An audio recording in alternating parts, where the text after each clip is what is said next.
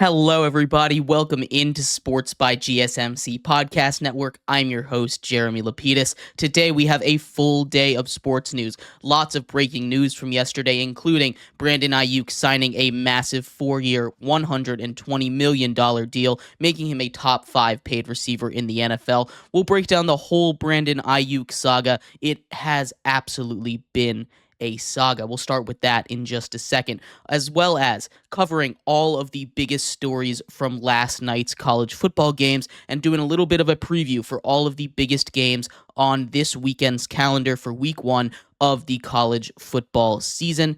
Then we'll finish up our fantasy football rankings today, talking about the last of the big 4 positions, the tight ends, giving you a 1 through 24 ranking, and finally ending off our show as we always do on Friday with our weekly MLB power rankings, the official Sports by GSMC Podcast Network power rankings. But like I said, we are going to start off our show today talking about Brandon Aiyuk and his contract. But before we get into that, remember, if you would like to be an even bigger part of the show than you already are, all you need to do is go to gsmcpodcast.net. Or if you are on YouTube, you can use that super chat feature. If you do either of those two things, a message should pop up on the bottom of the screen for you, me, and everybody else around the world to see. If you do have a burning question about sports, anything at all that you would like to ask, go and throw that in the comments. Throw it in the chat. I will get to it as soon as I possibly can. I appreciate everybody so much for sticking around, talking some sports with me here on a beautiful Friday afternoon. But like I was saying, in this segment, we are going to start off with the story of the offseason, the main character of the NFL offseason, Brandon Aiyuk. We say the saga has ended here at Sports by GSMC Podcast Network, but it absolutely has been a saga. A saga lasting 198 days. Almost 200 days. It started 2 days after the Super Bowl, ending 1 week before the season begins. It's insane how long Brandon Aiyuk has been in conversation to be traded, how long his name and this specific story has been in the spotlight for the NFL offseason. It is finally done. The 49ers ink Brandon Aiyuk to a 4-year, $120 million contract, something that he absolutely does deserve the money. He gets paid like a top 5 receiver. Whether or not he's a top 5 receiver in the game is up for debate. I personally don't think he is, but he didn't reset the market. He took generally what I guess could be considered to be a discount in the wide receiver market, not resetting it, but he gets paid a lot of money. The 49ers now focus all their attention on Trent Williams, who, like I said yesterday, I think is the biggest factor in this football team. You could take any other player, any other piece out of that 49ers unit, but losing Trent Williams is the biggest X factor for them, not just on the field, but off of it as well. So let's do a little bit of a timeline here for you. We start at the top. 2 days after the Super Bowl, Brandon Aiyuk's girlfriend puts out a message on social media basically saying he has an issue with his contract. He wants to get paid more. He's only making $14 million on his 5th-year option. He would like to be paid around that $25 million mark that the top receivers are getting paid. And that is a lower number than what he got. So looking at that, obviously the big takeaway is the wide receiver market has expanded massively. That's been one of the biggest takeaways from this offseason. The wide receiver market went from 25-ish, 20 million, all the way up to 30, 35 million. That's a $10 million per year increase for these top guys. That's why you pay your guys early. If the 49ers had paid him then, they would have saved $15 million a year. I'm sure he was asking for 20, Deebo Samuel money. But now he's asking for Amon-Ra St. Brown, Justin Jefferson kind of money. He got his money. That's the first step in this story. 2 days after the Super Bowl. A month later, March 25th, GM John Lynch comes out in a press conference. This has been a story that's been circulating for a while. He says, Brandon Aiyuk is a guy that we want amidst trade rumors. He's a guy that we want to keep here for a long time. And that lasts just about a couple weeks, because then it comes out sometime in the month of April before the draft that they're listening to trade offers for Brandon Aiyuk. Teams are offering, reportedly, a first-round pick for Brandon Aiyuk. Maybe Deebo Samuel as well. Nobody gets traded. The draft comes around. In the end of the first round, the San Francisco 49ers pick rookie wide receiver Ricky Pearsall. The rumors just continue to pile up again. Oh, why did they pick Pearsall? Are they thinking that they're not going to have Brandon Aiyuk? Are they going to trade Brandon Aiyuk now? The story reignites its flames, and it stays around there with little bits of adding tension to it until the big one drops on June 17th. A couple of months, just about a month or two after the draft, Brandon Aiyuk posts a TikTok video himself on a FaceTime with rookie Commanders quarterback Jaden Daniels, his former college quarterback when they were both playing at the university at Arizona State University. Post a TikTok video where he says, "They don't want me back," referring to they as the 49ers. Ignites a lot of rumors. Hey, is he going to the Commanders? Then there's that whole situation where he gets Commanders tape in early July, watches Commanders film. There's lots of momentum to him going to the Commanders. The Commanders don't have the draft capital or the money where they're willing to pay for Brandon Aiyuk. So that one fizzles out.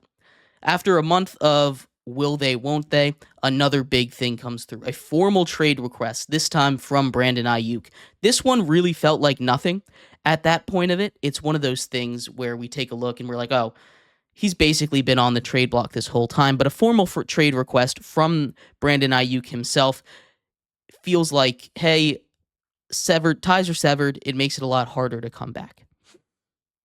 Then, a week later, his hold-in officially begins. He's officially requested a trade. He's shown up to training camp, and he is not practicing. He's sitting in there trying to get that contract done, not participating with the team. There's all these reports of him talking with the GM, him being friendly with the GM, nothing happening, up and down.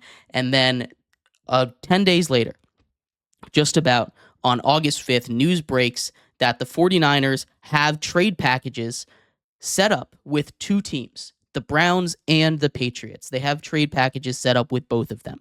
They're ready. They just need Brandon Aiyuk to pick a team, sign a contract with them. It seems like the Patriots have the most momentum. They've offered him, Brandon Aiyuk, the most amount of money.